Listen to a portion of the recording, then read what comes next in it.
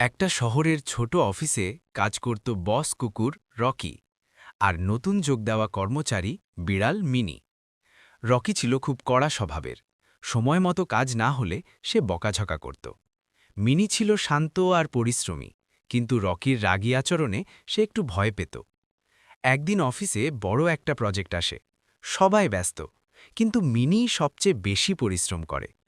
তবুও একটা ছোট ভুল হওয়ায় রকি সবার সামনে মিনিকে বকাঝকা করে। অপমান আর কষ্টে মিনির চোখে জল এসে যায়। সে চুপচাপ অফিস ছেড়ে চলে যায়। পরদিন মিনি অফিসে আসে না। তখন রকি বুঝতে পারে সে খুব বেশি কঠোর হয়ে গেছে।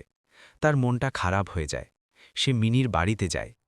মিনিকে দেখে রকি ধীরে বলে, আমি দুঃখিত, তুমি খুব ভালো কাজ করো, আমি বুঝতে পারিনি। মিনি প্রথমে চুপ থাকে, তারপর হালকা হাসে। ঠিক আছে, কিন্তু আর এমন করো না।